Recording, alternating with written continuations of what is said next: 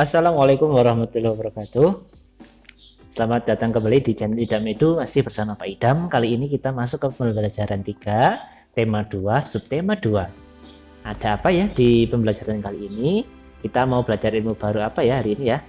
Nah, cakupan materinya kurang lebih kita akan belajar mengenai peristiwa pertempuran Medan Area. Kali ini silakan anak-anak untuk bisa menyimak, kemudian mengambil hikmahnya dari apa ya materi yang kita pelajari kali ini. Kemudian kita juga akan menemukan adaptasi hewan. Bagaimana ya adaptasi hewan? Apa itu adaptasi? Nah, sebelumnya silakan anak-anak untuk pastikan sudah mandi, sudah menggunakan pakaian yang rapi, sarapan bila perlu, dan berdoa sebelum belajar. Karena dengan berdoa harapannya kita bisa mendapatkan keberkahan dari ilmu yang kita pelajari. Kenapa kita harus belajar ini?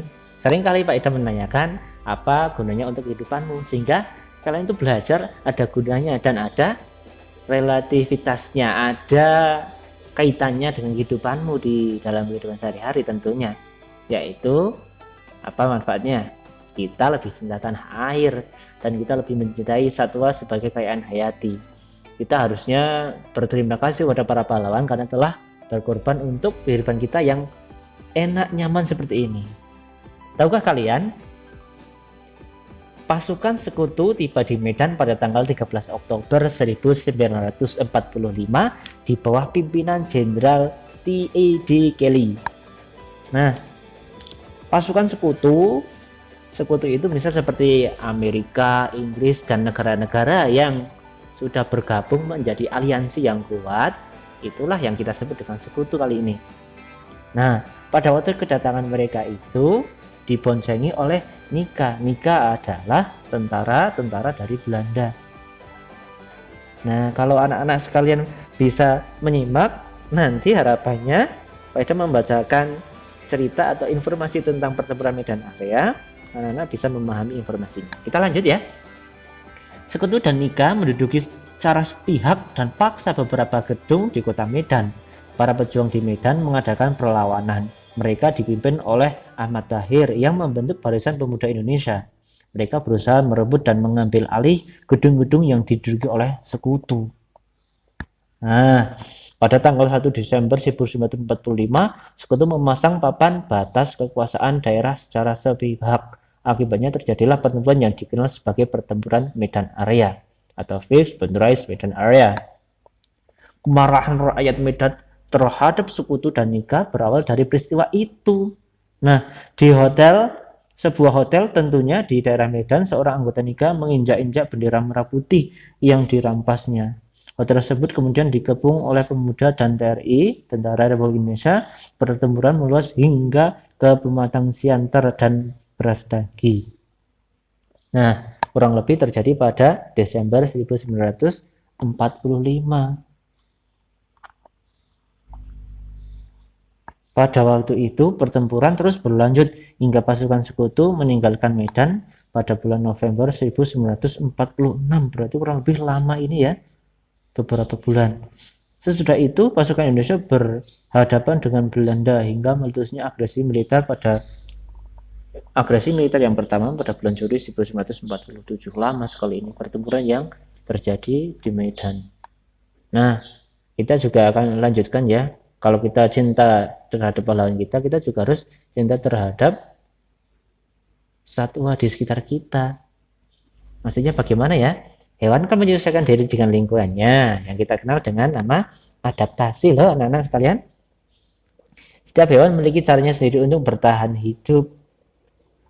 Nah, untuk bertahan hidup, hewan memiliki ketergantungan, hewan memiliki kebiasaan, hewan memiliki sesuatu hal yang menjadi prinsip hidupnya. Nah, cara untuk menyesuaikan diri dengan lingkungannya sebetulnya dibagi menjadi 3 macam. Yang pertama ada morfologi, fisiologi, dan tingkah laku. Inilah jenis-jenis adaptasi. Kita bahas satu-satu. Yang pertama adaptasi morfologi. Morfologi dari kata morfem, bentuk ya, yaitu adaptasi pada makhluk hidup dengan cara merubah bentuk tubuh.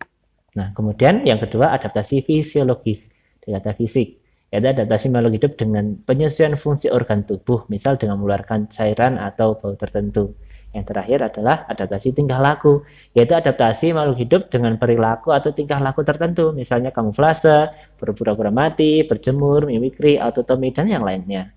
Nah, kita coba untuk melihat beberapa hewan ya untuk bertahan hidup bagaimana caranya. Namun sebelumnya, tujuan dari adaptasi itu sebetulnya apa ya? Tidak lain adalah kelangsungan hidupnya dan melindungi diri dari serangan musuh yang akan memangsa. Kita akan coba yang pertama yaitu kelelawar. Contoh yang pertama adalah kelelawar ya. Kelelawar ini adalah hewan nokturnal. Artinya apa nocturnal itu? Hewan nokturnal adalah hewan yang tidur pada siang hari dan aktif pada malam hari. Hewan nokturnal umumnya memiliki kemampuan pendengaran dan penciuman serta penglihatan yang tajam. Nah, kita bahas untuk kelelawar terlebih dahulu. Kelelawar tempat tinggalnya biasanya di gua-gua ya, tempat yang gelap-gelap. Kira-kira bisa melihat tidak kelelawar ini? Nah, kelelawar termasuk mamalia yang menggunakan sonar untuk terbang mengetahui arah dan tempat. Apa itu sonar? Sonar itu adalah gelombang bunyi. Pada saat terbang, kelelawar mengeluarkan gelombang bunyi untuk mengetahui arah dan sumber bahaya misal ataupun tempat tinggalnya, sehingga bukan penglihatan yang tajam melainkan sebuah gelombang bunyi yang dipantulkan kemudian kembali lagi. Itulah teknologi sonar yang sekarang kita kenal dengan teknologi radar untuk mendeteksi pesawat ataupun senjata militer untuk mempertahankan diri. Nah, di antara tulang lengan ada selaput tipis sehingga kelelawar bisa terbang loh.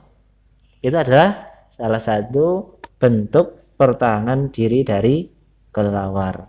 Nah, yang selanjutnya adalah semut. Semut termasuk serangga yang bersarang di tanah.